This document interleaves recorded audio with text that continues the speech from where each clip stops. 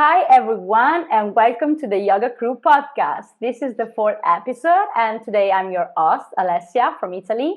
And of course, I'm together with my friend Maria and Serene. Hi, girls. Hi. Yeah, as some of you already know, we met at Patrick Beach and Carlin Harp's teacher training online last summer, and here we are doing podcasts together. So today we have another special guest. She's a yoga teacher who is running her own small online studio. And I kind of met her because I was looking for reviews about a yoga school in India, and I started following her on Instagram. So here we are. And today we're going to talk about a very interesting topic, in some ways connected to the yoga world. And the topic is the moon. And I'm really excited because I've always loved the way that, this big silver planet in the sky has a lot to do with our inner cycles. So welcome, Nansi from Soulstice Studio. Hello. Hi, Nansi. Oh, thank you so much for having me. I'm excited to talk about the moon. It's one of my favourite things to talk about, so. Amazing. Yeah, so we invited the right person. Yeah. So I would like to start talking a little bit about you. So when did you find yoga? I know, and correct me if I'm wrong, that you studied both in person in India and online, right? So tell us a little bit about your experience. So I've been practicing myself probably for about 5 years.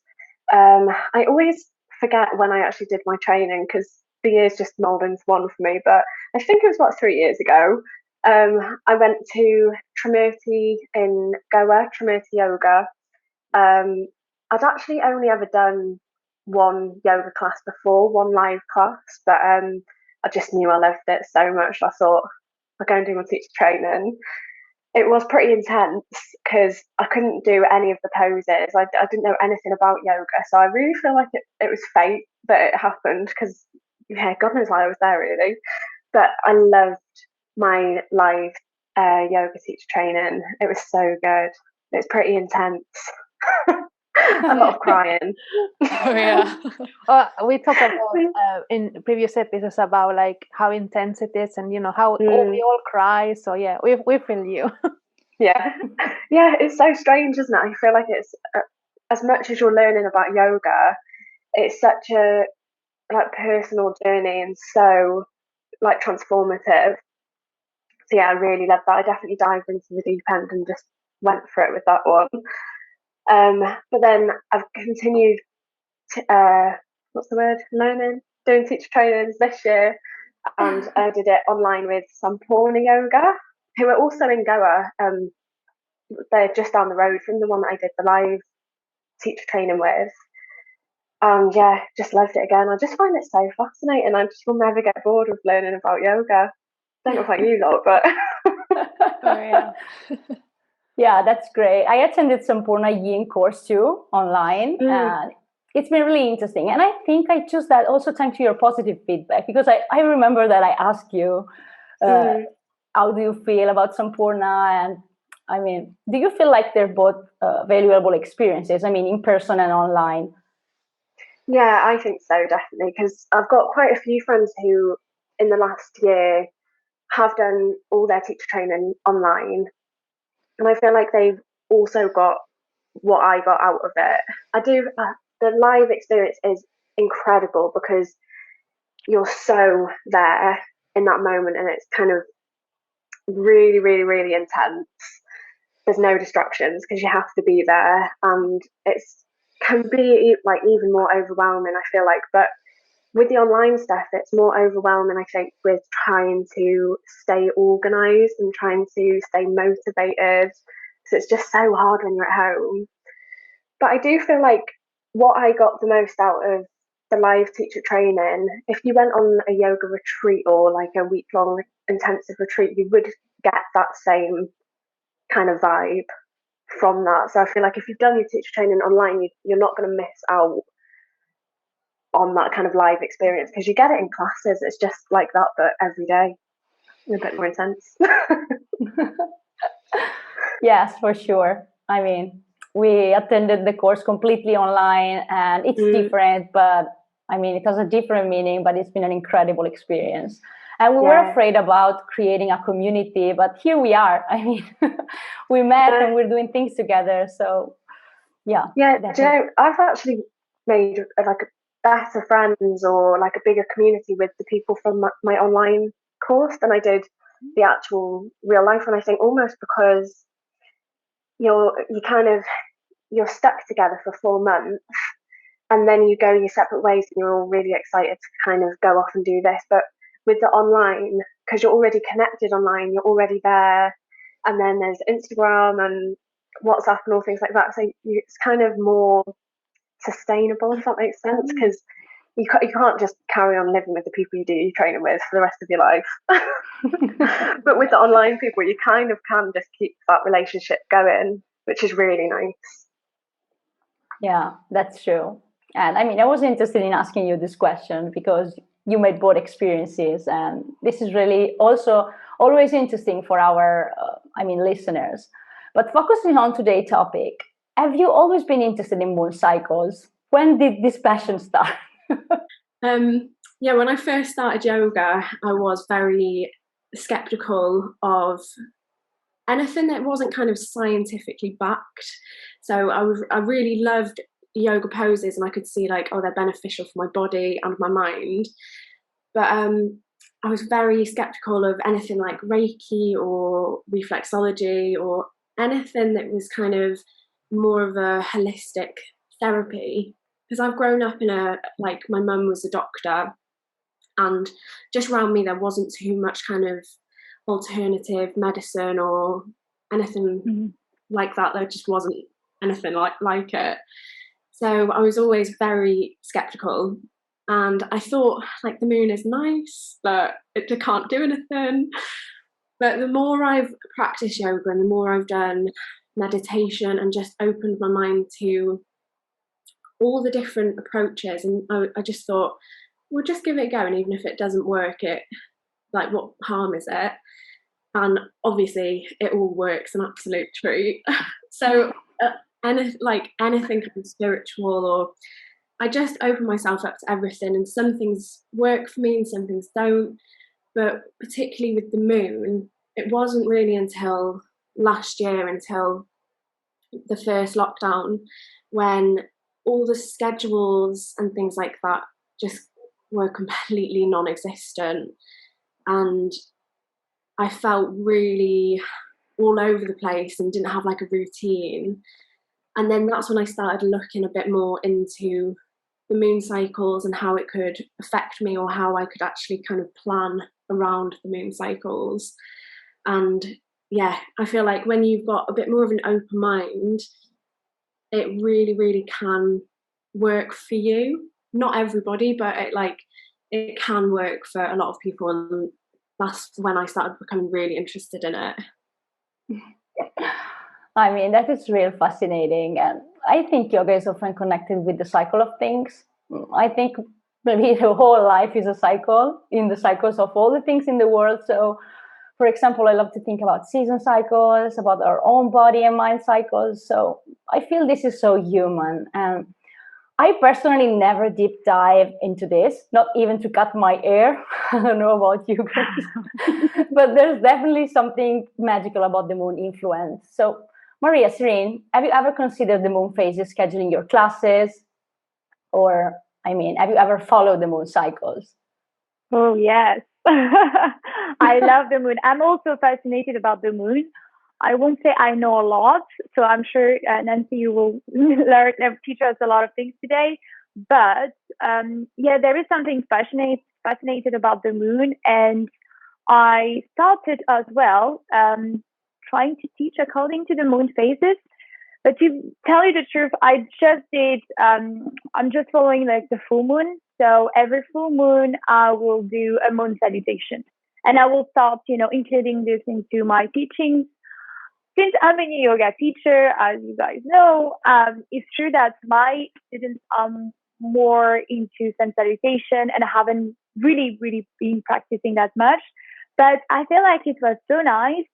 I've seen a bit of resistance, don't get me wrong, with my students, because the moving around the mat was something very different and they were not used to that.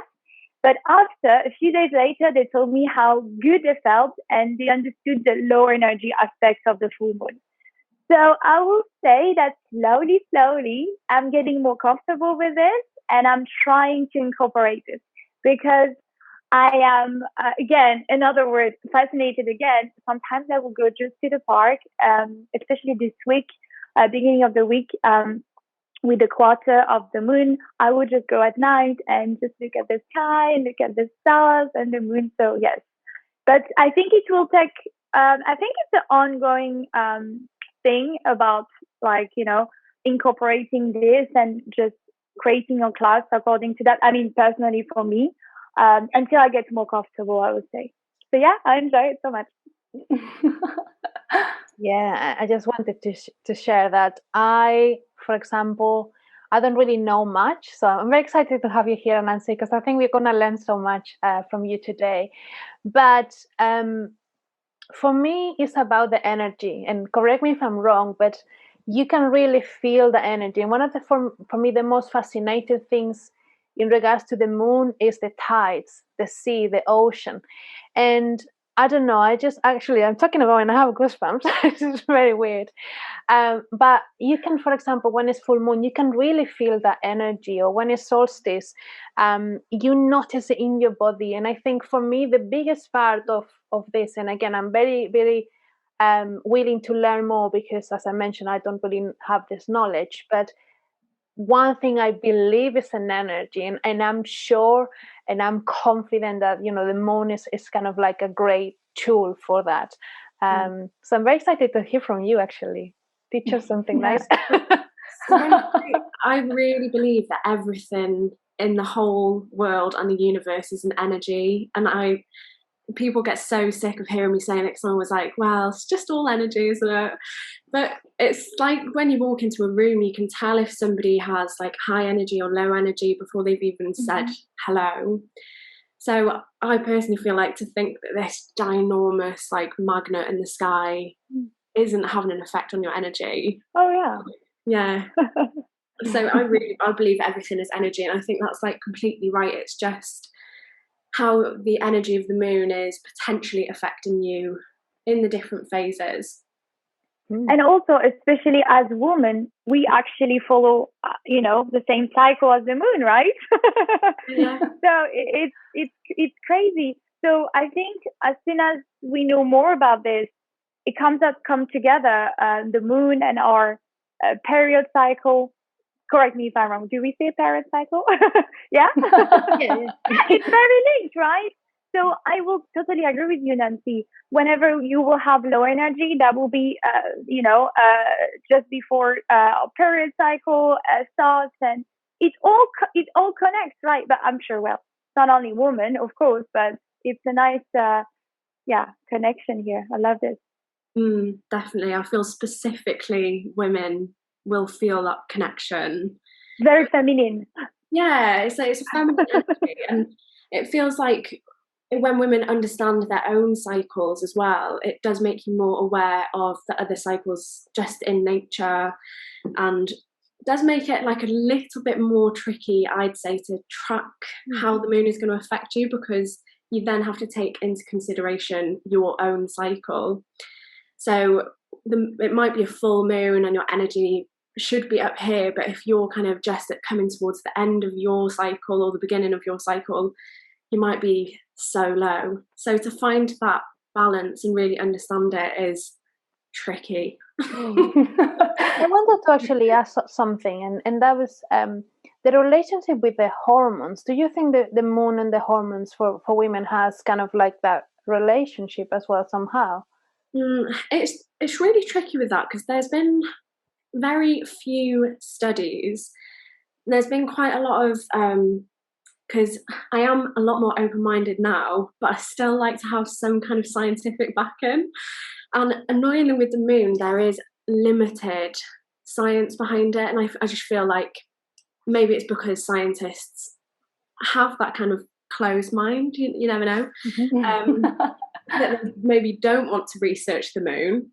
Like, fair enough, because they're probably researching very important things, but there's limited evidence to see if it does actually affect hormones. And it's tricky because there's been some scientific evidence that it affects fish and insects, and it affects the hormones within insects. Oh, wow. So if it affects them, surely it must affect us. Yeah. Yeah. And there was a few like period tracker apps that did their own studies, and they did find a bit of a correlation between menstruating when it's a full moon, and apparently like 30% of people were, but they said that could just be coincidence. So I personally feel like a lot more needs to be done to really look into the correlation between our cycles and the moon cycles. I think it would be so fascinating. Yeah, that's true. Definitely. So Nancy, we are halfway to full moon, right? Yeah. So what about, scheduling your classes following the moon? Full moon, new moon, all these different phases. Yeah. So if you're completely new to it, I'd say sticking with the new moon and the full moon is a really, really good place to start. That's definitely where I started. So new moon is pretty self-explanatory. It's like new beginnings. It's almost like a new Monday or new year, or just a new chance to create intentions. I like to say the kind of 3 days around the new moon, so a day either side and the day of, try and just set intentions. Try not to go too full in and be like, right, well, I have to do it now, but just let things settle and maybe just like connect with yourself and see how you're feeling, and pick a word or a feeling or something that you kind of want to be manifesting up till the full moon. And if you're using that to create your classes, maybe you pick something that's just really resonating with you in that moment. So you can take those 3 days to just see, I don't know, do I need to work on heart openers, or do I need to be more honest or truthful? Or you can just pick your theme. And then on the full moon is when you kind of bring it all together. So from the new moon up to the full moon, you can work towards it. And when you get to the full moon, you could do your class about how have you experienced it? How have you found it? How have you kind of come to this point that you're at now? And even if it's completely different and you went completely off track, it doesn't matter. It's just a nice way to lead up to the full moon and give yourself this set time to kind of create or feel. That makes sense? Yeah, definitely. And how long that happens from like new moon to full moon? Is there like a timing, or? It's usually about 2 weeks-ish. I'm probably wrong there, but I think it's like 12 to 14 days.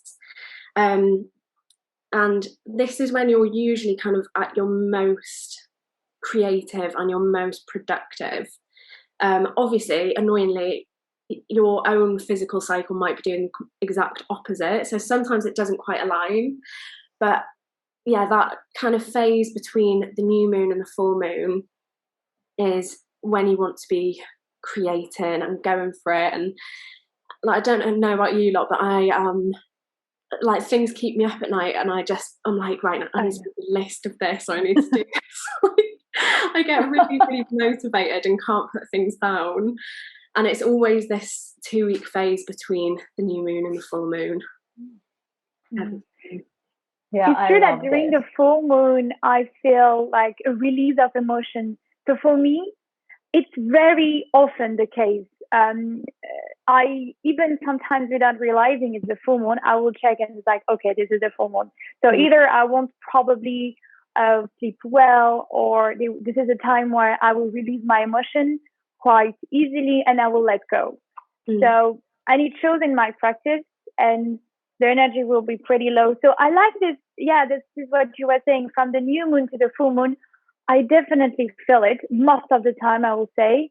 And of course, it depends of stage of our life. But can I say something? It is that since the lockdown, I am so much in sync with my cycles, with my body, and how I feel at things. So the energy, I don't know about you guys, but I think since we are almost most of the time at home and we're not so busy, we have a slow life, I feel definitely more in sync. It probably has to do with yoga as well and the spiritual aspect. But yeah, I'm more connected to that. And yeah, just wanted to say that. I couldn't agree more, definitely. I think that's so accurate. It's all the time we've finally been able to pause and stop, and that is one of the things that I love the most about the moon cycles, is it gives you time to rest, and we all need that, but we all ignore it so often, and we just power through and don't give ourselves that little break to just rest and restore and build back up to that new moon energy. So yeah, I couldn't agree more. It reminds us, actually. It's kind of a reminder. And I love that. And I'm hoping we're going to carry this over. I mean, once we get our life back to normal, I really hope that we'll still keep this because it's so important. And I think the way we'll look at things now in the near future will be definitely different, at least I hope. Oh, yeah, I hope so. Yeah. I mean... Oh, sorry, were you saying something? Yeah, girls. No, go. I was listening with what you were saying about the full moon, as you feel that kind of intense energy. From the new moon to the full moon, it's almost like you're kind of charging the batteries, and the full moon is when you're at your fullest of just emotions, creativity, everything is kind of bubbling over. Obviously, because the moon is at its fullest, at its brightest, and it's been proven that you get less sleep. So you get about 30 minutes less sleep when it's a full moon, and it takes you roughly about 5 minutes longer to fall asleep, which doesn't sound like a lot, but if you are following the same pattern every day, that is quite a lot of a chunk out of your sleep. And that obviously is going to give you heightened emotions anyway. If you've had less sleep, you're going to feel a little bit more fragile and a little bit more kind of that buzzy energy. Oh, sorry, that was my laptop. Sorry. But then from the full moon until it gets back to the new moon, that's when you should take your time to just slowly kind of fizzle back, let things settle, and then it'll be the new moon again and you can start all over. Never stops, right? No, never ending cycle. Yeah. Yeah, girls, I love this. And Nancy, you wrote an ebook about that too, right? I have, yeah. Nice. And I was just so interested, and especially like you were saying with we've had so much time in the last year to slow down, and it's made me think, why don't we do this in our like normal life, day-to-day life? And so many of my friends were talking to me about like my teaching this month. We're working on focus and productivity, which I find fascinating as well, because we all need it to kind of be able to work and live life. But there's this real need in the modern day to be constantly focused and constantly working. And this is why I wanted to write the ebook, to kind of encourage people to take that time to pause. And where it can be so hard to say for yourself, like, right, well, I'm going to take this time off, or I'm going to decide when to. If you look at the moon, it's a really, really nice guide. And you think, well, the moon, she's chilling now. She's going back down to the new moon. She's taking her time, so I'm going to slow down as well. And I just thought, I don't know, might help a few people. Yes, Nancy, and I would like to tell you that I'm really happy that I bought your ebook. First, because I love to support small yoga businesses like ours, and also because it's really interesting. I mean, I read it and I downloaded the Moon Tracker app immediately. Kind of like, I need to know. And so thank you so much for putting your time and energy into it. I use a lot the word energy too, and you will understand. I think your passion is there. I mean, the readers can totally feel it. So to kind of conclude this, I think we need more magic in our lives, especially in this tough moment. And when I was a child dreaming about the princess living very far away on the moon, and guess who I'm talking about, Sailor Moon, I was really fascinated, and I was used to keep a spell journal, and I remember how strongly I was used to believe in my small rituals. And I mean, for this, they kind of used to be effective in my head. So nowadays I have a different age for sure, and it's difficult to think that, I mean, keeping my pink quartz outside on a full moon night will work, but I think we need to believe to make the magic. And I love saying this way. I mean, what do you think? What do you think about this? Yeah, that is so, I think you've got it spot on. I say this a lot in the book. The moon is not what is changing your life or improving your life or making you happy. You are the one doing that. And I feel like when you believe, like, I've got my little crystal here sat with me and I love it. And for ages I just thought, okay, there we go. We've got crystals dotted about us. I don't have it yet. No, me neither. I'm very picky. I don't know which one to take. I just love having them around me. And yeah, I feel like when you kind of believe in the magic works. It's, if you want to put it very boring, it is probably a very fancy placebo of, you think it works, so it works. But what's wrong with that? It's nice. It helps. Oh yeah. For me, it's just so special knowing. I don't know. It's more like a feeling, like knowing that something so majestic is always there, looking after us, and kind of, looking from above, and it's that energy again. I don't know. It's just something very special. And even, for example, when you are in the beach, those amazing days when we could all go to the beach and lay down in the sand, and you see the sun coming down, and maybe you spot the moon, and I don't know, it's such a overwhelming feeling sometimes. So I do strongly believe that that's something very powerful. So yeah, I just wanted to share that. Such a beautiful thing to have. Nancy, I had a question for you, a last one. Are you often following the moon cycles to teach your classes, or like you said, it can be just a theme or something based of course on energies? What recommendation will you give us, when you teachers, and we don't know so much about it, but by just the feeling, and what can you recommend us? So at the start of every month, I always have a little look through to see when the moon is doing what. So I always choose the date of the new moon, the first quarter, full moon, and then the last quarter. And when it is the between the new moon, first quarter, and full moon, so more new moon and first quarter, I'll schedule in a lot of time for creativity and time to plan classes, sequence classes, research whatever theme I kind of want to work on, or a lot of kind of doing. So if you kind of want to plan workshops, or if you have any little business ideas kind of bubbling away in your head, this is the time for you to get your notebook out and start creating plans. And then when it is the full moon, you have all this intense feeling, so you feel like you're going to want to keep going, but really try and encourage yourself to just go with what you've already created between the new moon and the first quarter. Try not to start anything new, just keep letting it kind of do its thing. And then when it is coming from the full moon to the last quarter, use it as a time to do self-work, and because that is work still, I think, being a yoga teacher, you have to find that time to do your own practice and to read books and keep like opening your mind to new ideas and new things. And that's how I kind of schedule it at the start of the month.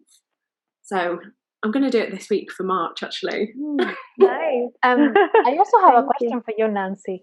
Like, would you know, like, for example, in what kind of phase are we this week? And I'm telling you this, and I'm asking because actually I told the girls, I think it was yesterday, I messaged you guys, and I said that I was feeling quite a low energy this week, and it was actually even a bit hard for me to kind of come to the mat and do my practice, and on top of, working full time and all those things. Yeah. So I'm also wondering, is that something to do with that kind of energy with the moon?